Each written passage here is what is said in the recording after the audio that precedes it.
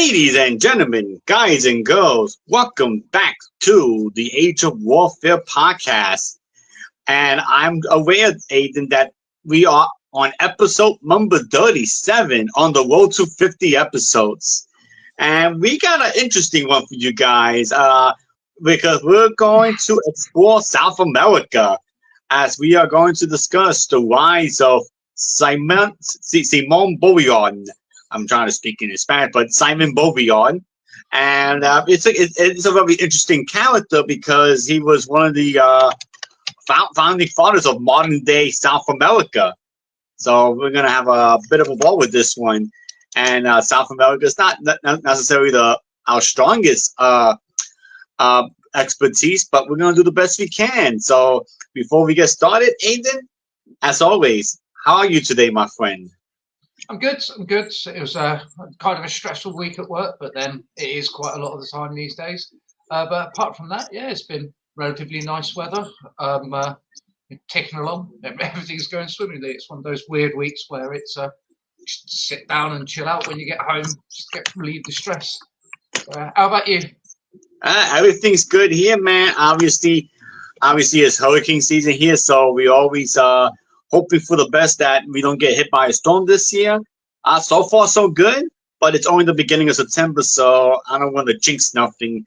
And just say that everything is going well, man. I got a new book release coming on Tuesday, my Zombie Connection, so I'm excited about that. I've been busy polishing that up, and that book will be coming out Tuesday, so I'm excited for that. Other than that, ready to do this show with you, my brother, as always. So, right now we get started with this, and obviously, since we're talking about our next popular topic here, why not we start with who is Simón Bolívar? Ashley, let's start with that. Right. So I came across him a few years ago, trying to expand my horizons and things that I learned, and I was listening about the revolutions of the 17 and 1800s. And what you find is people tend to concentrate on like the French Revolution that happened around the time. You've got the formation of Italy happening around that time, and you've got Napoleon doing all these things around that time as well, which then led to certain revolutions. So the map of Europe shifted quite significantly. It then led to the changes of the 1800s, where we saw the political ramifications of that really come home to roost, especially the late 1800s. Now, one of those things is, as we all know, the 1700s was a time when you had really the height of all of these European empires. So if the landscape's changing across Europe and you're having revolutions, it's obviously affecting the other countries as well. As we know, US Revolution, he's talking mid-1700s there for that one, where that's going on. One of the slightly earlier ones is sort of like the start of this block of revolutions coming along. And so obviously that North America was mainly controlled by the British because of various things of France selling off parts of it. Obviously at that point, Alaska was still owned by the Russians, but that then changes slowly over this period as well. You then get down to you're getting into South America, from Mexico down. And you realise, obviously, you've got Spain and Portugal with massive empires. Yes. Now, one of the things that happens at this time is because they're so connected, because of the empires, the amount of trade and the amount of shipping. Think of the classic British shipping spices and tea from one area of the world, or even into the slavery, the triangle trade, the later period. Obviously, this is opposed to abolition, but you've still got these big navies. So people could travel from Europe to the Americas and back again. It become relatively normal to have these connections. It took some time, but it wasn't quite as dangerous as the early settling going on. This meant that you had a lot of people who were in the upper echelons of South America, because it was still part of the Spanish and Portuguese kingdoms, that would go to Spain or Portugal to be educated in famous places. Now, this chap, Simón Bolívar, was one of those people, upper echelons of society in South America, and he went to Spain, to Madrid for his education. Now, one of the important parts of this is what I said before. There's a lot of revolutionary ideas circling around. Yes. And this is the time of the rise of Napoleon, the French Revolution, all of that. So you've got all the French Revolutionary stuff happening sort of in the round where basically you are Angel, or all of that part as well, but not as much on the mainland until this guy gets back to South America. And what had happened, so one of the things that is to be understood is with the changes in Europe, that's the Napoleonic Wars. Napoleon rises to power in France, starts invading the rest of Europe. He manages to invade Spain, doesn't quite take Portugal. He manages to take over Italy and install his brother as the King of Italy. Germany wasn't formed at the time. It was many small states, but he takes over lots of those countries, goes into Poland, and then famously in 1812 into Russia. Now, one of the important parts about this is you have the Peninsular War. So because Britain being on an island, his plan to invade Britain with our very strong navy didn't get off the ground. But that meant we were able to help our allies on the continent. Because Portugal hadn't been taken, we were allied with Portugal, Britain's longest running ally. Nice bit of history there. We ended up sending forces in to attack through and liberate Spain from the French forces. This is known as the Peninsular War. In British terminology, it's part of the Napoleonic Wars. And if anyone's ever seen the British series Sharp with Sean Bean, that's where it's set. That means that Spain has fallen apart. It's been conquered by someone else. It's now being liberated by another country, and the people in charge are trying to balance it off of each side.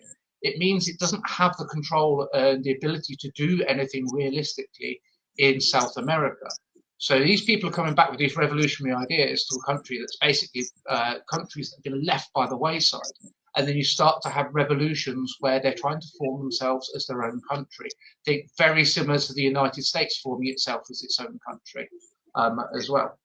So that is the time period that you have this guy emerging as a leader of people with these ideas that he's brought back with him.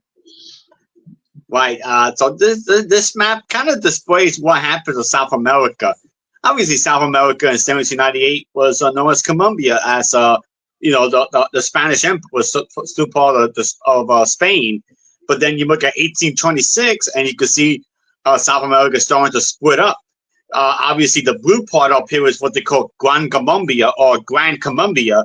That obviously Venezuela wasn't even on the map yet. It was part of a big Colombia. Then you have Brazil, Peru, Bolivia, Paraguay, and Uruguay wasn't even existing yet. And then you have all this red area was Chile. Argentina wasn't even a country yet. Argentina. Yeah. So that's. That goes in. That's really late that ends up splitting up as well. But those ideas are still in here. So this is the early formation. Now, if you notice the two dates on this is either side of the Napoleonic Wars, realistically. Correct. So this is what the fallout of Europe collapsing into warfare has done with all of these colonial areas where the colonies are able to separate themselves out, start forming these countries. And when you think about it, the Napoleonic Wars only ended in 1815. So this is in a matter of 11 years, you have this change where everything has completely changed over that time period. 11 years after the end of that war in Europe, there's no longer this Spanish Empire. It's all now these different countries with some connection, obviously, to Spain still, but separate countries at that point. So yes, so basically, Simon was born in 1783. He was born in funny enough, he was born in Caracas, which is the capital of Venezuela. But obviously there was no Venezuela yet. That would come much later. But that's where he was born, in what would be modern day Venezuela. So obviously he was the fourth and youngest child of Juan Vicente Bolivar, and he was baptized as Simon Jose Antonio on the 30th of July of a few days after his birth. It's his name. I was trying to read his names, and let's just say I'm going to leave that part to you. Yeah, exactly. So to continue the story, the first of both in his family he was the first of this family to have immigrated to the Americas, and it was similarly made by the Spanish government officials Simón Bolívar. So yeah, so there was a connection between the Spain and so there was a like you said, a Spanish connection back to the mainland of Spain. It's one of the most interesting things about this is so all of these people. It's the equivalent of like a lot of the plantations in the US, where it was someone who had some money from England, Scotland, well, the British Isles in general, would go over and they'd start these plantations, and then they'd use that as part of their trade, but they'd own them as well, and then became the aristocracy. And this is kind of what's happening here, but Spain and South America being, because you've got massive ranches. That's where the big ranching started in these areas as well, with the wide open spaces, that were in between all the jungles and mountains, obviously. But yeah, it's the origin of cowboys as well as this period, right? But they weren't cowboys; they were gauchos. So obviously, to connecting the Napoleon side of the story, in 1707, 1708, Napoleon invaded the Iberian Peninsula. Yeah, Napoleon had moved into Iberian Peninsula, which is Spain, Iberia, and replaced the rulers of Spain with his brother Joseph. Then the news got to Venezuela in July 1808, and the Napoleonic rule was rejected. And the Venezuelans, though they were still loyal to Ferdinand the Seventh of Spain, they sought to form their own local government in place of the assisting Spanish government because of like you said, the Napoleonic wars. Napoleon had conquered Spain, so they said, "Wait a minute, we don't want Napoleon getting into our stuff, so let's have a little revolt." This is also, as you see on the map, we've got Haiti. Haiti, yes. Just north. And the Haitian Revolution was very, very brutal, and lots of side switching, and heavily connected to the French Revolution. And a lot of the leaders who were connected to the Haitian Revolution were also part of the revolutions in France as well. So it's not really in isolation they're seeing this. They're seeing what's then happened, Napoleon's rise to power, what Napoleon's done to Spain.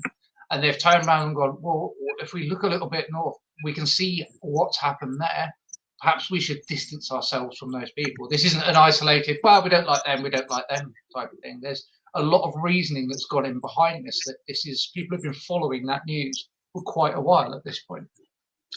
And yeah, so what we have here is the Republic of Gran Colombia, or Gran Colombia.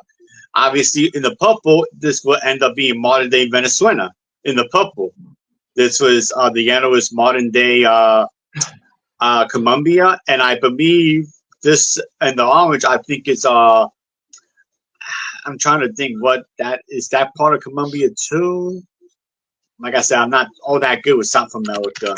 So yeah, my geography of South America is terrible. Unless it's a really big country. That's Ecuador. That's Ecuador. Yeah. Ecuador, yes. I had a tip of my tongue. Ecuador. That's modern day Ecuador. So you could say this is so these were all split up to their own different countries, but here, you got them all together. So in 1817, you got the Republic of Venezuela, and then you see the little red territories up here. I don't know if you compare. Zoom in a little more. These little red territories, they were still loyal to the crown, the Spanish crown. Yeah. So you have this thing going on, like just like in the US. In comparison to people that obviously know more about this, more prominent, is that you had what were the loyalist forces, the forces that fought with the British and the forces who were fighting for independence. And you had the same thing going on here, where they were like, no, we're loyal to the Spanish crown. Just because right. Invaded doesn't mean we need to leave. And it's very risky because they were moving a knife, even though they didn't want to be loyal to the Spanish crown, but they had comfort. which makes sense because that's what conservatives are. You can think of conservatives as people like they might live in comfort. They might live in the way it is, in tradition because it's comforting. While like more progressive, these were more progressives might say, no, we want to change things. We need something to change. We're tired of just living comfortably while you guys just do whatever the hell you want. It's time to put our foot down and and make our own and make something for ourselves. So, but it was pretty risky because obviously, Spain had done a mumble on the New World. They had an out of control of the New World, whether it was Mexico, Central America, or even South America. They had a really decent force. They did quite the job taking over Latin America back in the 1600s. It was the amount of lands that they managed to take at the speed at which they took it was actually quite astounding, especially when you look at the geography as well. And add into that one of the interesting ones, especially about Caribbean islands. There are a lot of the military forces that were actually raised from people who were local to the area because any forces from Europe that went over, this is days before vaccinations, so they'd end up losing lots of troops. So you ended up with essentially these people ruling themselves and having their own parts of the military there, because surviving there, if you're from Europe, is very difficult. Simón Bolivar's wife died in the same way when he first moved out there in 1804, I think it was. His wife died of yellow fever as well, very, very common. So this is something, if you can get yourself this nice little comfortable area and you're surviving in the area, that's fine for you. But as you said, it's incredibly risky. If you take North America's got a very similar climate to a lot of Europe as well. So it's easier to transition between the different areas. And when you look at the US War of Independence, without the help of France and Spain, or mainly France, it was a proxy war against Britain that they would help this rebellion going on. But at the late stages of the Napoleonic War, these big empires have got far more on their plates. They've been run ragged by this. So you're not going to get this help against other people if you want to lead a revolution. These big European armies aren't going to come in. By the same token, they're going to find it harder to send armies in to stop you doing that. So as soon as you've got some people who want to stay loyal, you've then got a portion of people there who aren't going to get extra support. So it means that they're in a really precarious position. It becomes quite dangerous for them to do that. So you end up with a lot of negotiation as well going on, especially amongst the upper classes, because they were all essentially the same nobles that you would find in the old world as such. Right. Mm-hmm. Right. Now I'm going to throw a bit of a curveball at you, and we're going to talk about his expedition to Jamaica. Yeah. Oh, yeah. I came across that. I was like, what? Why did he go to Jamaica? Yeah, Jamaica. Because not interesting things happen. Obviously, Jamaica's an independent country, but it used to belong to the United Kingdom at one point. Yeah, there's no fact about Jamaica. And this is Spanish, but I'll do the. But this is Nakata de Jamaica. This is the letter to Jamaica, the Jamaica letter. Because he went to Jamaica in 1815. He arrived in Kingston, in what would be Kingston, Jamaica, and basically the Nakata de Jamaica, or the Jamaican letter, was basically his discussion of the social and political situation of the Spanish Empire in the Americas and the potential for the new nations to be born if it ever collapsed. So basically, he had the idea of the Spanish Empire eventually collapsing, and he wanted to talk about, and because this was in response to a letter from Jamaican merchant Henry Coonan, in which Bolivar explained his thoughts about the social and political situation of Spanish America. So basically, he had the idea that if you could get rid of the Spanish Empire, right, you can get all these new nations, and we can build a whole new world. You can say in this part of the world, get away from the boot of the Spanish Empire.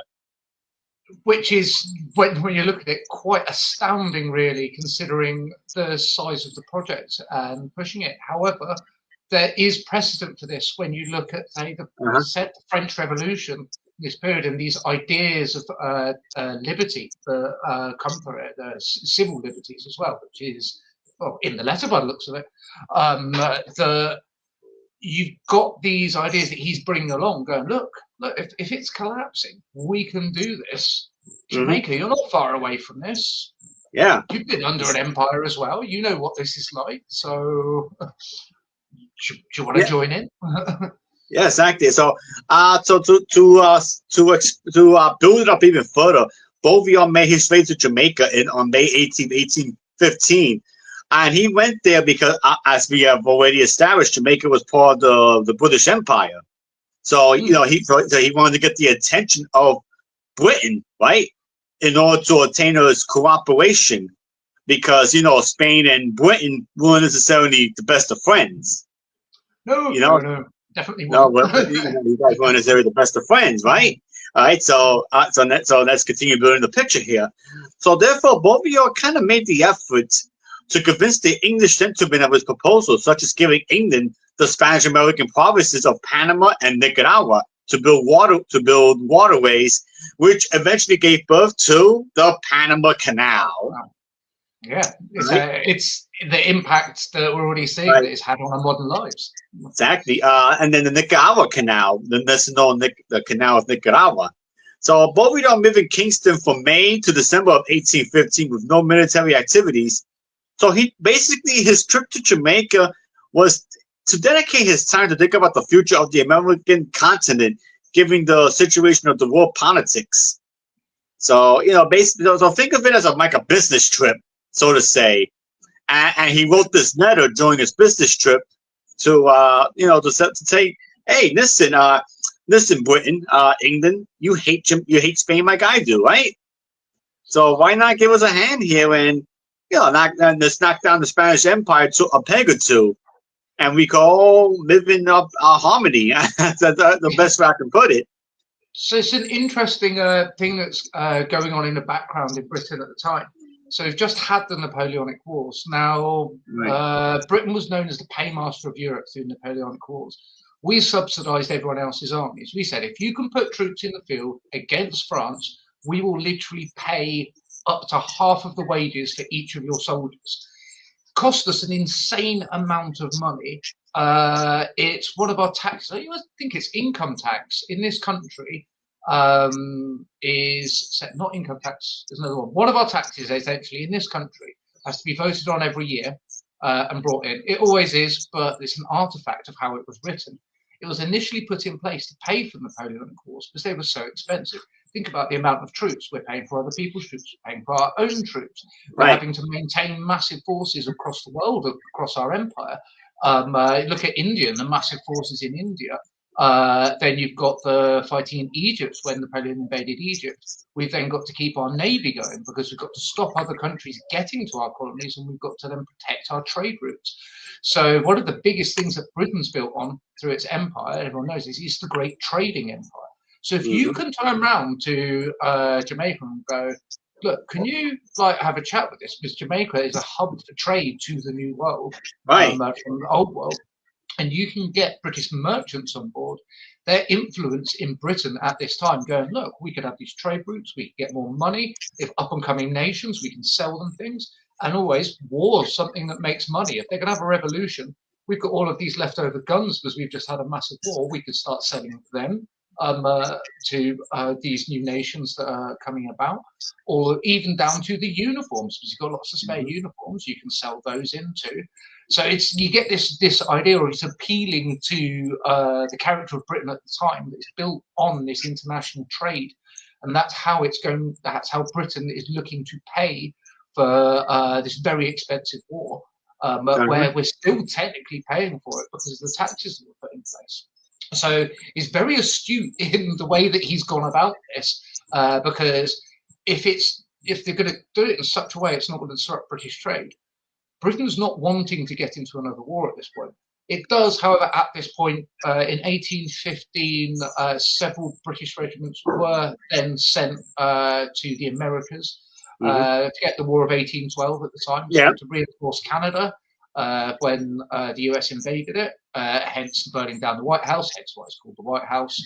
Obviously, at the end of Napoleonic Wars, that kind of all fizzles out because the reasons for the War of 1812 disappear. But you've still got British troops in the area as well who can quite easily go to Jamaica or several of the other places around that area to reinforce, which means that there is the potential of British troops being shipped there, because it's not until 1816 that really the entire army is disbanded.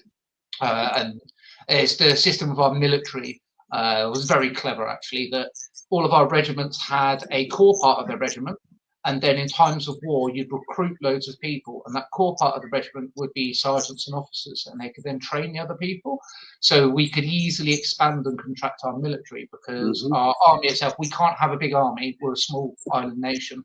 We can build it in times of war, but it's too expensive to keep going. So you don't want Britain to have an excuse to be able to go, right, cool, we've got spare soldiers. You want to kick up a fuss with our trade, we're going to use these soldiers. So he's playing into that side of it as well. Well, you don't want another war. You want the money from the trade. So do you want to help us out? It's really, really clever what he's doing.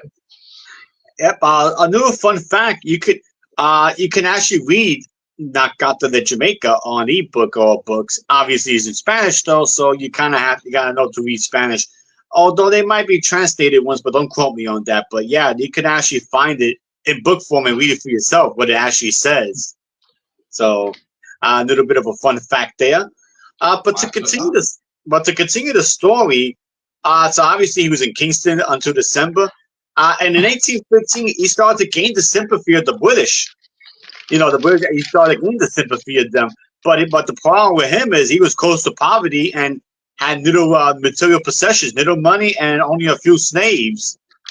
So, so then one of the slaves trying to assassinate him under the orders given by Pablo Murillo, whose fleet began its voyage to the Spanish America months later in October.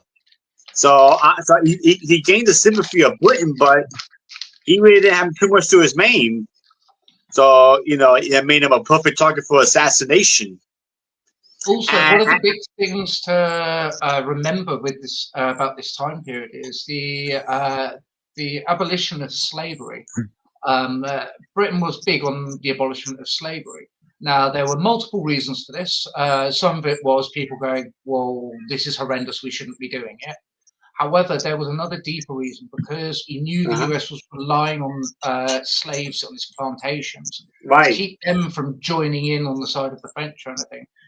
It was made it easy for us to abolish slavery and then to start enforcing that, which meant that freed slaves could come to the British colonies, which meant that our British colonies could then have all of these people that wanted work, wanted to live, wanted to have lives. The more people you've got working, the more people you've got spending money. And this is that trade aspect again. So it's one of the things that the nobles in South America will be looking at is, well, hang on a minute, Britain's at this point is getting very anti-slavery. So we really need to, because Britain at this point has, in Britain itself, slavery was abolished in 1090 something, or the 1100s, and it was when it kicked in later on. So that was part of the reason was UK law, actually. But so he's got to balance that as well, because a lot of the upper classes would have slaves, and they're not going to be happy about it if, to make a deal with the British, they're going to have to free all of their slaves as well. However, at the same time, the slaves, when they catch wind of this, are going to go, well, that sounds like a good deal, doesn't it? We get freed if we support this idea. Yep, exactly. But then in December 24th, he was no longer in Jamaica and he went to Haiti. Again, we were just talking about Haiti, but he ended up in Haiti after escaping Jamaica because his life was in danger. But the reason he went to England, because England was the most powerful liberal nation of the 19th century. Britain was the most powerful liberal nation. So, obviously Britain would be the best one to help him out.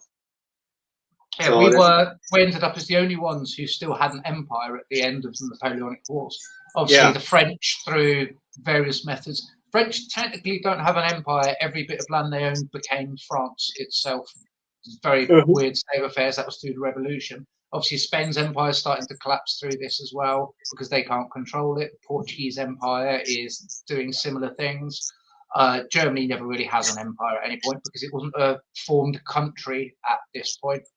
Russia's doing its own thing in the Far East as well. So realistically, there's no other major force to combat what the power that the British forces now have across the Western world, especially.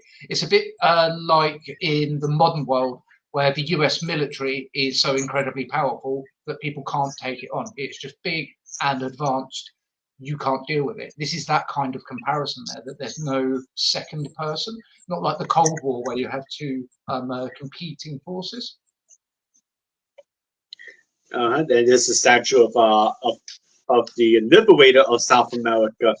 And so basically, from that point on, in 1819, the Congress there met, and then he gave a speech where he advocated for a centralized government modeled on the British government and racial equality. And that's another thing. He wanted racial equality as well.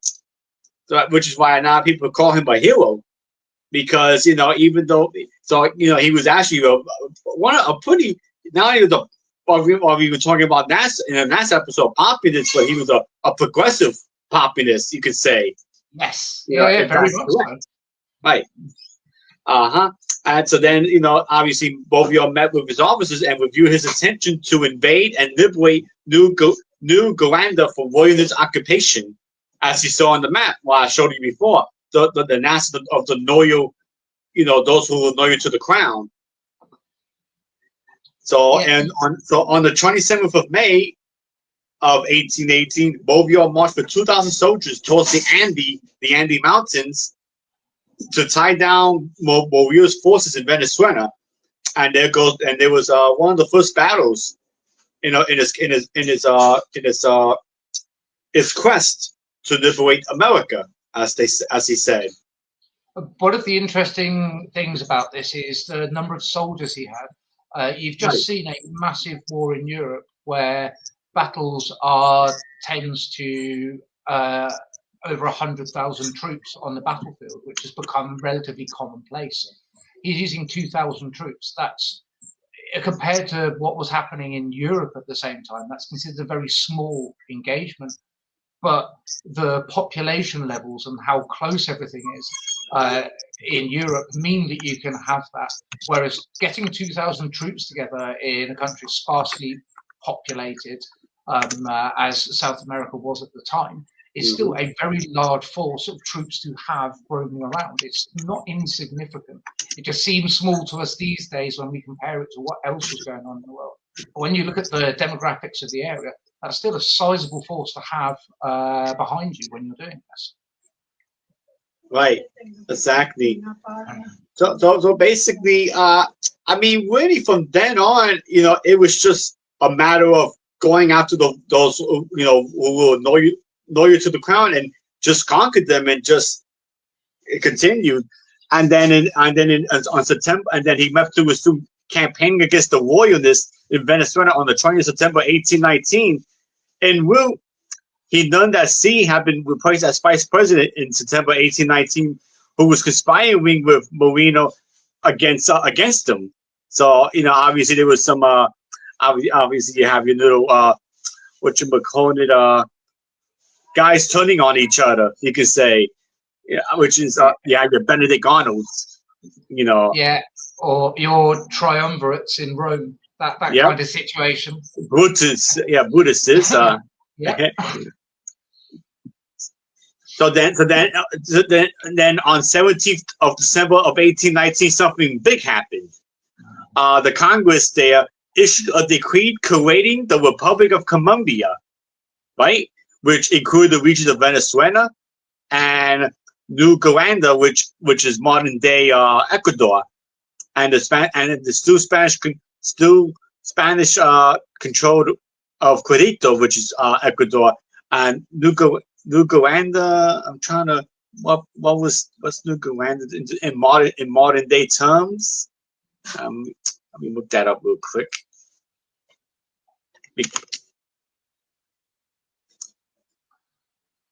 So yeah, so basically, Uganda was basically it had most of northern South America, which included Guyana and Trinidad and Tobago. So yeah, the Spanish had all that territory. That was considered the viceroyalty. Oh, interestingly, Trinidad and Tobago are heavily connected to the UK. Exactly.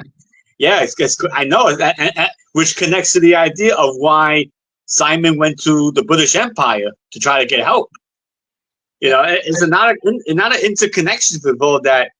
And for those who don't know what a viceroy is, a viceroy was basically the commander-in-chief of the Spanish colonies, or the viceroy.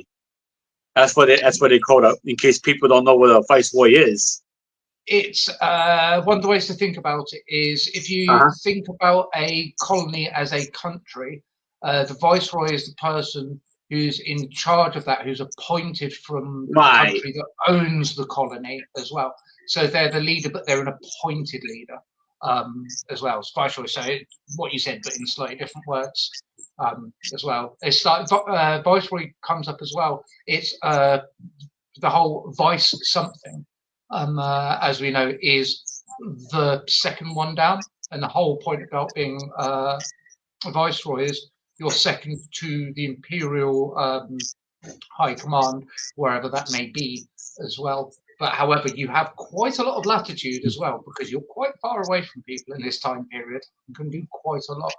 So yeah, this is another one of those good king, bad king situations. Exactly. So I mean, for then, so basically, 1821, Simon basically consolidated all of most of northern, at least the northwestern part of South America, which is, like I said, modern day Ecuador, Venezuela, and Colombia, and that's where the main Grand Colombia came into play at Gran Colombia, the Grand, So at one point that Colombia was all, that entire stretch of land. But then in 1821 to 1826, he focused his efforts towards Peru and Bolivia. There's one of the things that always fascinates me about this is you've got the Andes that runs all the way down, and the Andes is notorious for getting across. So my ability to breathe is about average for a person. If I went to the top of the Andes, I physically would not be able to do it. I'd need oxygen. But people live there and breathe the air. It's a very, very difficult mountain range to cross.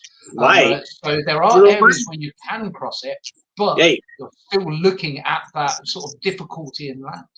Right. And now you mentioned the Andes, right?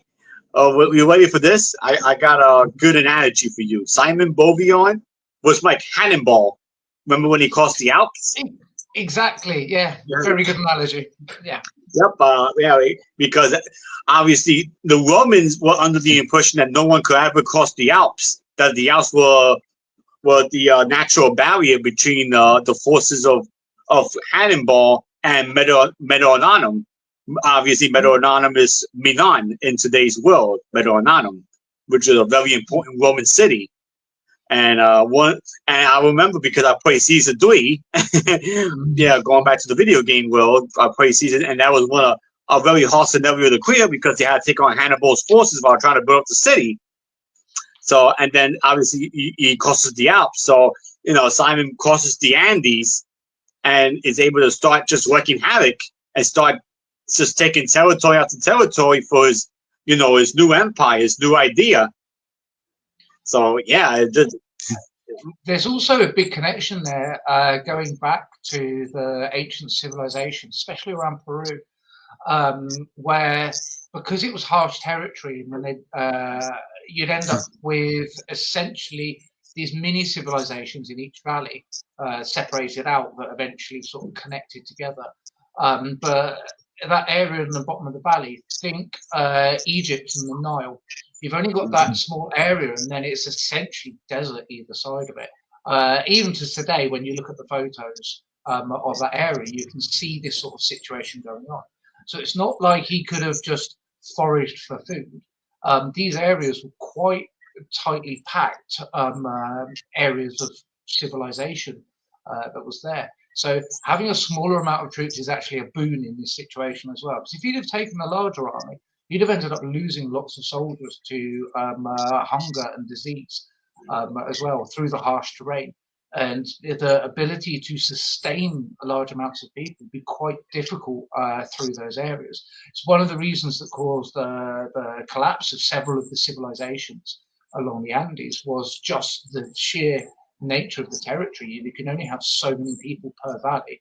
And until you can deal with that in a certain way and the terrain in a certain way, it's almost impossible to build further outwards. So this is no small undertaking that he's doing here, going into these areas. It's seen the collapse of civilizations because it's that harsh. Now, here's when things get very interesting, Aiden, because because in 18, well, we're going to jump ahead a little bit into 1828, the summer of 1828. There was a convention that was happening on June of 1828. Bolivar was holding a convention, and it appeared likely, right, that this new empire, this new nation, was going to adopt a federalist system. And for those who don't know what a federalist system is, obviously it's what we have in the United States. You have a form of government that divides powers between a central and a regional governments.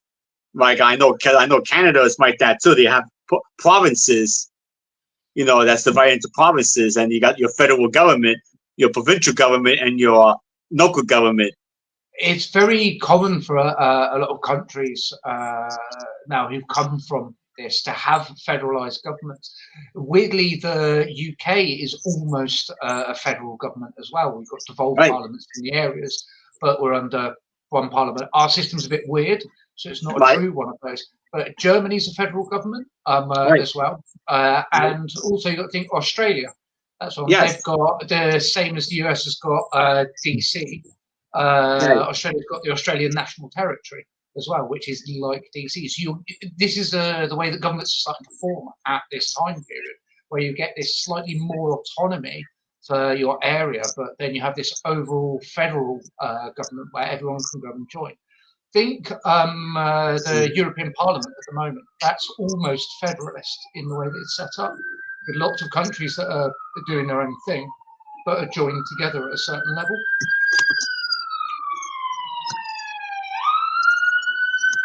So, that's the best of pictures here. Trying to get a picture of federalism. So basically, federalism is the national government could declare war, armed forces, foreign policies, foreign trade. So basically, they deal with the foreign stuff. Now, the states have local governments, establish schools, trade within states, conduct elections, and all that. And then both sides of the government could raise taxes, provide welfare, borrow money, build roads, you name it. So that's what kind of the federalist government was. And that's what Bolivar wants to, more like he wants to establish in our Grand Colombia. However, and this is where the Foreign Left comes into play, his allies staged a walkout without a quorum because the Bolivar loyalists wanted him to assume absolute power in Grand Colombia. They didn't want a federalist government. They wanted an absolute power.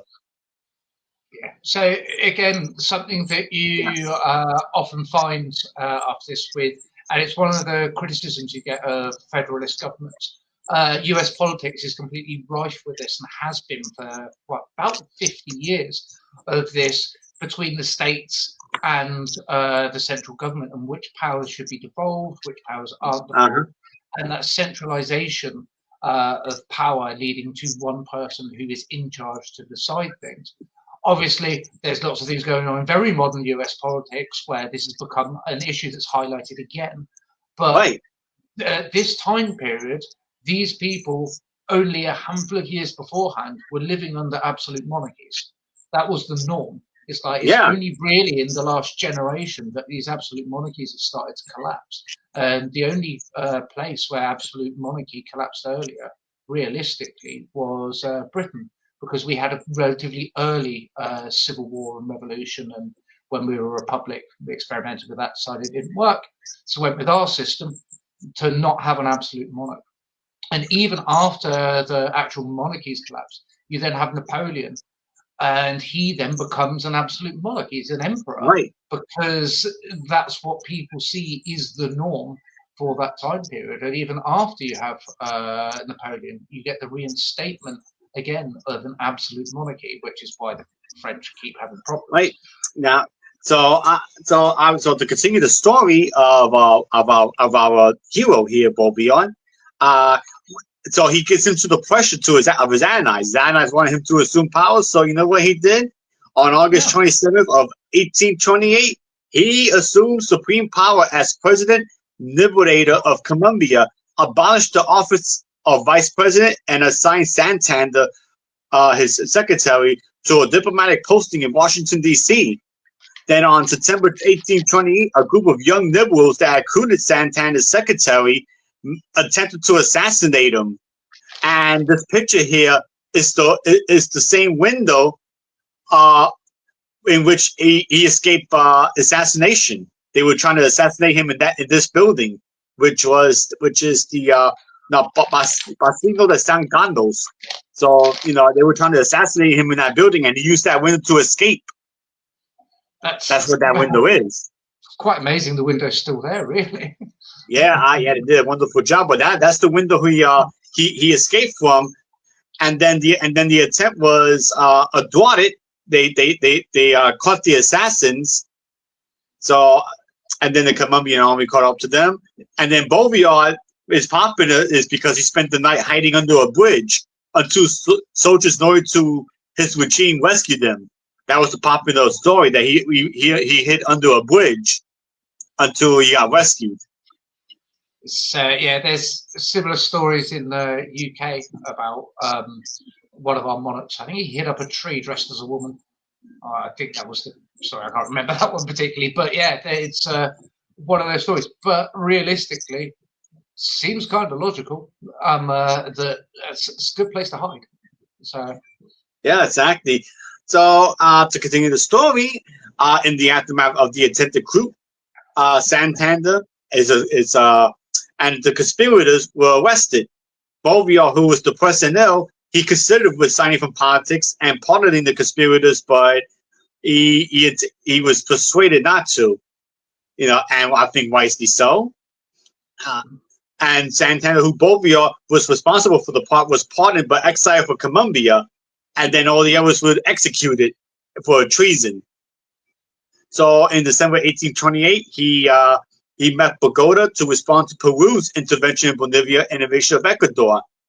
So basically, in other words, he was starting to get old. So even though he was able to unite this nation, but his age was catching up to him, and people were trying to take advantage. So if you want the TLDR of that, basically, he was getting old and he was becoming ill, and people were just trying to take advantage. And this is one of the interesting bits of this. You get these revolutionaries who do this, who've got this experience, that manage to create these places, but it's not necessarily the revolutionary government itself that is the one you really need to look at, that needs to be the most stable one. It's the people that are coming afterwards that need that stability in them, because the fighting's now been done. You now need the government in there to do the stability side of it. Bolivar's looking at this situation going, I'm old, I don't want to deal with this. Right, you guys are going to deal with this. And they're not. Their answer to it is to go around killing people, which is often happens in these cases. But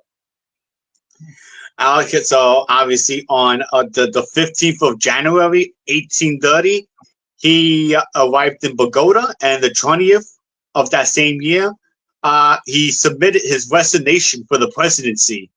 So he said, "Yeah, I'm done. I'm out. See ya." Right? But then Congress didn't accept it until the 27th of April when they appointed Domingo Garcia as the interim president. So obviously, this was more the government under Bolivia was more liberal, but after that, the new president installed a conservative government in Bogota and asked Bolivia to return, but he refused. So obviously he instilled a more conservative government that got the people after him. Which is often, as we've talked about over the past few episodes, you get this reaction to a government. So you might have a long-term sort of a liberal government going along or conservative government. You'll find the next one will be from the opposite end of the spectrum, where the last government seems to run out of steam. So people are looking for something different. So they then shift either conservative or liberal, depending on what's been happening within the country, seeing it as we need to try and change what we're doing in such a way. So with the way that Bolivar was doing things, the natural progression of that was a more conservative group of people coming in. A lot of the people around him were still very conservative as well. You had this core component of people that knew about the French Revolution, the Napoleonic Wars firsthand. And they'd seen this either as children or as young men. And you then have this next generation coming along who hasn't seen this firsthand and seen these ideas. All they've seen is the aftermath of what happened. And this is the period where you see the aftermath of the French Revolution being, people are starting to look at it and go, that got horrendous. Right. All of these revolutions that have gone this way seem to have caused a bad situation. So we need to shift our thinking back to this thinking that people are more comfortable with. And I bring up the Wikipedia page because I just saw something very interesting that it coincides with modern day Venezuela, because obviously, as you may well know, Venezuela became its own country, Colombia and Ecuador. But there's actually a connection with modern day Venezuela, and it's this: Bolivar's death has been the subject of conspiracy theories by the United Socialist Party of Venezuela. Well, obviously, take that for what it is, because it's the United Socialist Party of Venezuela, or AKA the Communist Party of Venezuela. So take that out of your way. But in January 2008, Hugo Chavez, who used to be president of Venezuela, set up a commission to investigate his claim that Bolivar had been poisoned by traitors. And so basically, he's trying to say that Bolivar didn't die of natural causes. He died because he was poisoned by traitors, contrary to him. So this is the equivalent of turning around and saying that George Washington was actually an evil person in the US. It's sort of it's become a mythical figure of unification. So saying that there was something that some people were doing something horrible to this person people would naturally be against that happening because of this mythic status that he's achieved. Yeah, it's funny because, as you may well know, the United, and then the commission checked the results, checked his remains. Right, they checked his remains on July 16th, 2010, and then the results that made public in 2011, year after, were inconclusive. Shocking, I know, right? You're probably saying, shocking, and you're probably pointing, you're you're shocking, yeah, of course. What do you think you're gonna find? And Vice President announced that the commission could not prove Chavez's claim, but obviously Chavez, being the communist he was, continued to claim that Bolivar had been assassinated via arsenic poisoning, signing a paper by infectious disease specialist. And then following Chavez's remarks, his experts stated that the poison came from medicines Bolivar had ingested to treat his illnesses. So this is really, really interesting because there's a huge parallel here between that and how Napoleon died. So there's still conspiracy theories that it was intentional that Napoleon was killed, similar way to arsenic. It was And you just remember because they were using stuff wrong at that time period. I remember the episode. 1800s. I remember the episode we did about conspiracy theories, right? Yeah, yeah. This could be one of them, right? But That's a good mind one. you, yeah, but mind you that, but you have to mind that the that we are talking about the far left socialist party of Venezuela. This is the no-go right here. In case you wanted to know, go ahead. They're not communist at all. Red stars. Yep, and Cyrillic writing. and this the funny thing is the ideology is Bolvianism based on Simon Bolivar. Yeah, it's his impact on it. So I made the comparison to George Washington, and it is that sort of mythic status that he has in his country as well. You got Bolivia, literally named after him, and so he's got this status as well. So it's invoking this mythic person. It's just like in Rome with, it's like Brutus invoking that his family was the Yes, I was about to say that. The same situation. Exactly, man. And this is why I love history so much, man, because the connections are, and the connections are there. It's almost like it's in your face. Yeah. It's like it's right there. It's like right there, but you gotta be able to connect the dots, which I think we've been able to connect the dots really well. Yeah. And this is why Venezuela is in the position it's in. Yeah. Right? Yeah. Now the funny thing is Colombia, let me see. Like I said, I'm not very familiar with politics in Colombia, so give me a minute to look up Colombia for a moment. And the president of Colombia, Gustavo Petro. What party is he? So obviously the president of Colombia is also from a far left party in Colombia. Yeah, yeah. And, the one thing I do know about Colombia is they have been trying to get a more right wing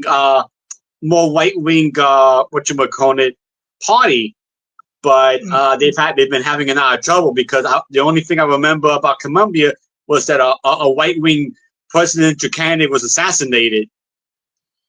So you have to Colombia, especially in the 80s and 90s, going back to the 70s even, was a massive hub of drug cartels, and then you had that connection to the CIA disruption as well. So there's a mountain of conspiracy theories that go into that. But you have a lot of these countries we've talked about before, where you have this issue where they go really far in one direction. It's like, it's not working, let's go more extreme. And then it's very hard to pull back from that. It's something called the Overton window. So in politics, I'm sure several people know this, each country has its Overton window. And the Overton window is essentially a box, and on the right-hand side, you've got your right-wing parties, and on the left-hand side, you've got your left-wing parties. Now, that doesn't necessarily show you how left or how right those parties are.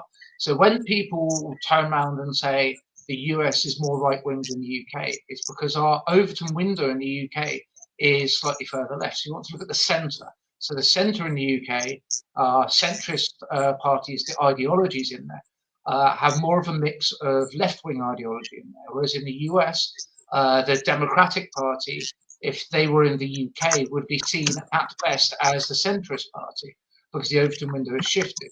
The problem you get with that is trying to pull it back the other way to get elected, because people are electing people on one side. You have to walk it back. You can't just do it in one fell swoop, go, right, cool, go to the other end of the spectrum, because that creates a lot of problems. And this is exactly what's happening here. It's why people are going back to this history of Simón Bolívar, liberation. This is what we did, and this is what happened at the time. Look, we had this sort of left-wing ideology. It moved to a more conservative ideology, and that's how our country was created. Let's try that. But then you're getting this reactionary force because you've gone quite far left in politics, that even the right-wing people in that are at best centrists in the more right-wing systems of, say, the US and UK. So you have this issue of trying to solve those problems becomes very difficult. You start looking into history to make these connections to try and justify why you're doing what you're doing as well. And before we leave, because we are over the hour, I want to make another point. Obviously, you know, that a lot of people see South America, at least the northwestern portion of South America, as mostly left wing, and it makes sense why people have that idea because, you know, because obviously Bolivar, you know, had a very big impact. This is why they tend to lean more towards the left, while countries like Brazil tend to lean more towards the right. If you notice that, like countries like Brazil. Yeah, Brazil and Argentina, as we've said before, tends to lean more to right, and that's ironically it's the right-hand side of the continent versus the left-hand side of the continent, isn't it? Like, I mean, I know it doesn't mean anything, but it was a good, you know, it's a very good idea. It's a very good idea because Ecuador, although Ecuador's president is more towards the right, so most like things in Ecuador might be changing. And that's the thing. Some Latin American countries have been leaning more towards the right because of, I mean, like we spoke about the other episode, El Salvador, my mother's country, is definitely more towards the right because of what happened to them in the Civil War and Nicaragua trying to conquer them along with the Cuban communists. Yeah, at some point we need to do the Uruguay-Paraguay war as well because that is absolutely. Or even El Salvador. Even El Salvador, yeah. Yeah, because like, a lot of people tell me, you know, because I mean, I'm Puerto Rican, Paul Salvadorian, but I do have more of a Salvadorian compression, white Salvadorian compression, and people trying to ask me why do Salvadorians lean more towards the right, and that's a really good question. It's history. It all comes down to its history. Yeah. You know? Exactly these things that we're talking about. That you'll get that. You'll look at the history. Because it's funny because El Salvador's right wing, but you go up to Mexico, they tend to lean more towards the left because of its history of against the United States and the Spanish crown.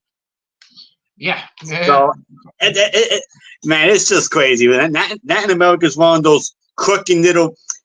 It's one of those crooked little subjects that it depends what part of Latin America you're talking about. You're gonna go a whole different whole different results. It is a whole different idea. One of the things I find very interesting is people look at say Europe and go, oh, you've got all this history, Right. I can, like, within half an hour I could be stood in a Roman town. All of those types of things. Like, we've got that history. However, we go, oh yes, that must affect how you think and how your politics is. It's just because people think of that. That's the problem. What people have been taught about, of like, what people know about Romans. All other countries are still affected by this quite heavily as well. Right. Even when you go to the US, you find this that the impact of original tribes. Right. And I want to leave with another parting thought for you. I think I texted you the other day about the fact that I think I texted you. Did I? Yes, you messaged me. Yeah, about the anti-communist trope in Latin America. That's a very important thing, and because a lot of people ask me why did Latinos vote for Donald Trump, I'm going to tell you why. Because the problem with Democrats is they treat the Hispanics like a monolith. You know what I mean by a monolith? Like they treat us like, oh, we have to vote for them. That's not necessarily true because Hispanics are very different. Because an Hispanic from El Salvador is very different from a Hispanic from Mexico or Nicaragua. It's very different experiences, or Venezuela. But we're not the same. I mean, we speak Spanish, right? You could say we're brothers in that, but or even Puerto Rico, you know, obviously plenty of Puerto Ricans tend to be more conservative in religion and because they want to be a state. So what I'm trying to say is the Hispanic vote, what we learned from Simón Bolívar and all the other, and we're going to cover all the other parts of history in Latin America, we're not a monolith. we vote differently. We all gonna vote differently. We all have our, you know, so I guess the message I'm trying to bring is stop treating us like a monolith. Stop telling us we should vote for one way, because that's not true. My mother, she tends to be more right wing because of her experiences. She can't stand the idea of communism because of history. My father tends to be, a little more towards the center. He's not too far to the right or too far to the left. He's a little more centered. Growing up in New York City, he's never been through the horrors of what my mother went through. But you see what I'm saying, right? You got a Puerto Rican, it's a very life experiences are very important. So I'm fairly left wing. Right. But my brother is equally as right wing as I am left wing, and we've had very different life experiences of how our lives have evolved and what we've experienced over our lives and what has impacted us from that. And that's the thing, as we're talking about here, it's you get that from individuals, and that's so me and brother, individuals who've lived in the same place, obviously, and brothers throughout our lives, and we've still got that disparity. When you come to an entire continent of people who've had different countries with different experiences in them, creating, as you said, this monolith, it doesn't make sense. Yeah, so basically, for me, you combine my mother's more right wing, but in my father's center, that's what makes me center white, because of my parents. I was taught my father to have an open mind on everything. But my mother tends to think like, oh, you got to be careful with certain people, or you can't trust, because and my mother tends to was obviously a big influence on religion, but she kind of pushed me towards the religion, which I'm thankful for. Religion has helped me in plenty of ways. Don't get me wrong. I'm not trying to push anything on, and that's the way she is, and I'm grateful for that. But just to get to the point that we're not a monolith when it comes to voting. We're not. We're not. And I don't know how it is in the UK, but I'm sure people from Scotland tend to be. I wouldn't be so sure about the UK. I won't even dare to try to break that down. It's you do get a similar thing in the UK. Say Northern Ireland, those religious aspects obviously far more prominent because of what Northern Ireland has gone through. Scotland does tend to lean a little bit more left than the UK, and even in the UK, you find that there are heartlands for votes. A bit like the US, urban areas tend to lean left, rural areas tend to lean right. But you have the same thing in the UK, where you have these different experiences around the UK and what's happened. So you tend to find more the Welsh and the Scottish, for example, tend to lean a little bit more left, because you've got the whole independence from the UK and English rule as part of that makeup of how they've been brought up in their history as well, which is similar, as you're saying, to what you're talking about, of how the country was treated by another country. It's like Germany. Certain groups in the country. Germany, yeah. There's a classic like example. East Germany, they tend to be a lot more right wing in East Germany, because they had to go through the horrors of the Soviet Union. East Germany.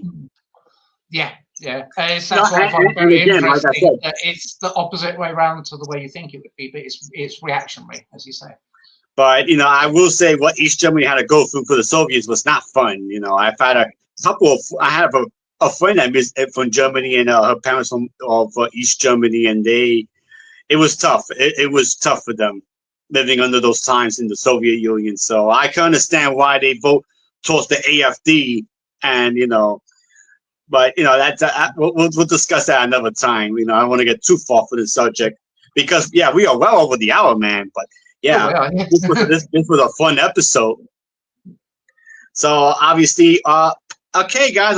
We have reached the end of the episode. We're well over the hour, but this was a really fun one, and you can see. And this is why we talk about history, because we make these connections from then to now, and this is why certain things are happening. This is why people are who they are. I guess if Simón Bolívar teaches us anything today, that the Hispanic population, like I said, it's not a monolith. We're not. If it teaches, if you learn anything, don't treat Hispanics like a monolith. Don't assume one thing while it's part of the other, while the opposite is true. So very much so. But anyway, so I guess it's my turn to pick a subject for next week. The next 2 weeks. And I think, Aiden, it's only correct that we tackle El Salvador as our next subject.